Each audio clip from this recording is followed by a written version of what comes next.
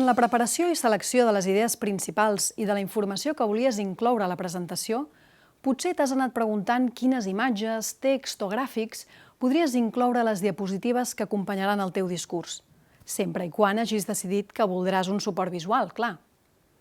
És important que puguis fer la selecció de la informació que anirà a les diapositives un cop tinguis molt clar el guió de la presentació, perquè així t'assegures que la imatge o el text que inclouràs és un complement al discurs i no la substitució d'aquest.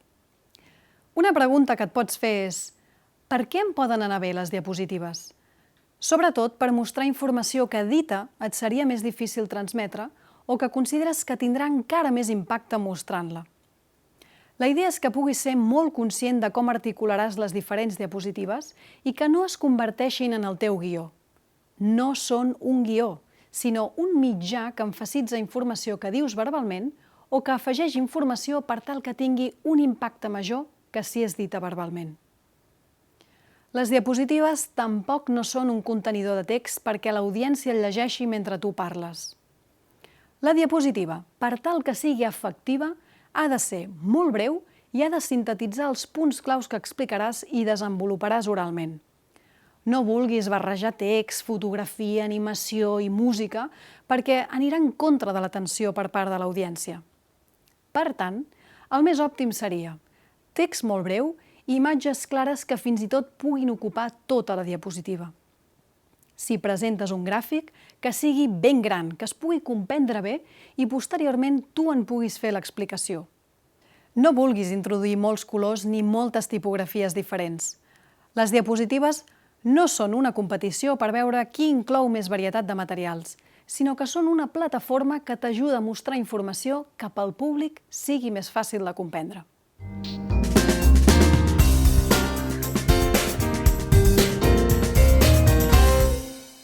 Buf, és que, i si no responc bé les preguntes?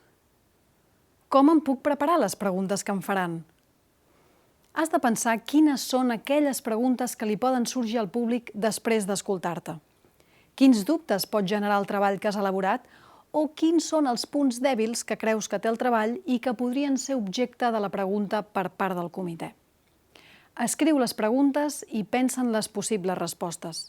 Valora-les amb el tutor o tutora del treball, assaja com les respondries i si s'entén bé la forma d'argumentar-les. Què passa si no sé la resposta? Doncs que has d'admetre que no la saps. Mai t'inventis una resposta. Pots admetre que no la saps i justificar el per què. Per exemple, aquesta resposta no la sé perquè no he entrat amb tanta profunditat en el món de les aplicacions virtuals que tracten fòbies, però sí que puc dir que és un àmbit molt extens i ampli i que aplicacions gratuïtes sí que sé que n'hi ha molt poques que tractin específicament la por de parlar en públic. Per tant, fixa't que encara que no sé la resposta, no estic responent amb un monosíl·lab i em quedo tan ample, sinó que sóc proactiva, justifico el per què i afegeixo informació que sí que conec. Has d'estar tranquil, tranquil·la en el moment de les preguntes perquè tu ets l'autor o autora de la investigació, ets tu qui has passat molt de temps duent-la a terme i en saps moltíssim. Sovint, el que hauràs de preparar és com ser breu en la resposta i que al mateix temps quedi molt clara. És per això que assajar la part de preguntes i respostes és recomanable preparar-la amb l'ajuda d'altres persones.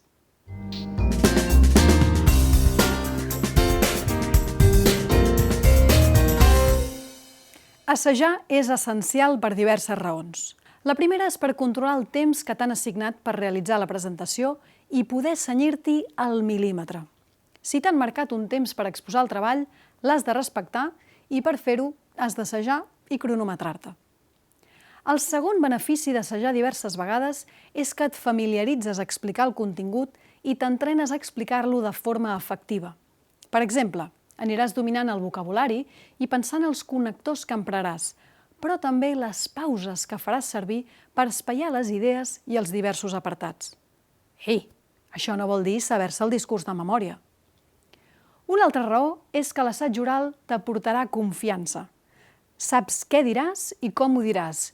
Tens un control sobre la presentació. També és el moment d'assajar amb les diapositives i d'altres elements que introduiràs a l'explicació del treball. Per tant, aquí comprovaràs si falta alguna cosa, si has de retallar informació, si estàs donant alguna informació percebuda o si has de fer algun canvi. En el moment de l'assaig oral et poden ajudar d'altres persones que et facin de públic i que et puguin aportar comentaris sobre com han entès la presentació, algun punt que trobin més difícil de comprendre o si et fan alguna proposta de millora. Gravar els assajos en vídeo també és útil perquè tu mateix o tu mateixa et puguis veure i puguis analitzar què t'agrada el discurs i què hauries de treballar més. Et recordo que si la presentació és en format presencial, arribis abans a la sala i miris l'espai que tindràs per moure't. Prepara i prova el suport visual i familiaritza't amb l'entorn.